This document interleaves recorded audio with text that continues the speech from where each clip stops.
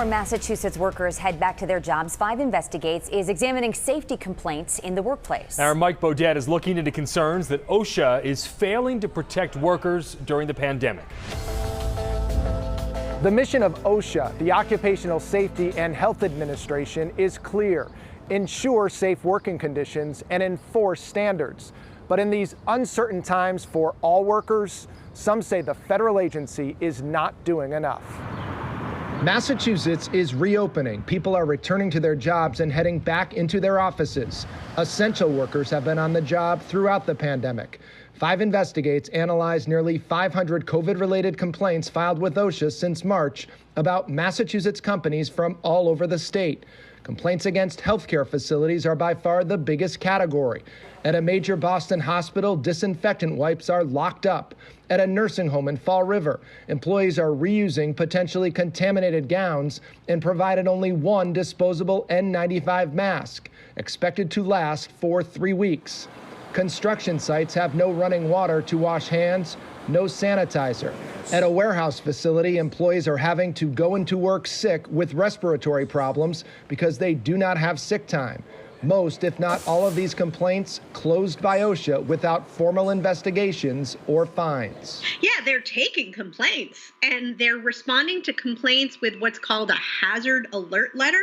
So essentially they're telling employers, hey, you've got a hazard, you might want to take care of that. Jody Sugarman-Brozan of the Massachusetts Coalition for Occupational Safety and Health says OSHA is essentially giving employers a slap on the wrist, something she says even one OSHA area director from New England confirmed. One area director told us that he has never seen them be so lenient with employers with regards to health and safety issues. And that even if they did issue and want to issue a complaint, that complaint has to be approved by the national office, which is new action. That has never been the case. OSHA tells 5 Investigates the claim that OSHA is lenient with employers with regards to health and safety issues is false and does not reflect the agency's enforcement policies or actions. The compliance assistance specialist in question shared OSHA's long-standing written policies and procedures that clearly define how novel cases are handled, including biological hazards. No hand sanitizer, no sinks available, spacing for social distancing. Christine Pontus is Associate Director, Health and Safety at the Massachusetts Nurses Association. The largest union of registered nurses and health professionals in the state has filed numerous complaints with OSHA. In the past, they would go in, they'd issue fines, they'd be banging on their doors. But Pontus says there are hardworking people at OSHA whose hands are tied by the federal agency and believes blaming OSHA isn't fair. Why are we blaming OSHA for what the hospitals aren't doing? We need to put it into perspective.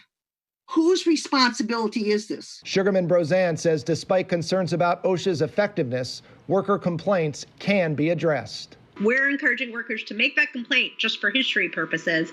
But if you want to ensure that protection happens, reach out to your local boards of health. Another resource, the Massachusetts Attorney General's office, which is taking complaints about unsafe working conditions. The state has also issued mandatory safety standards for workplaces as part of the reopening. Mike Bodette, 5 Investigates.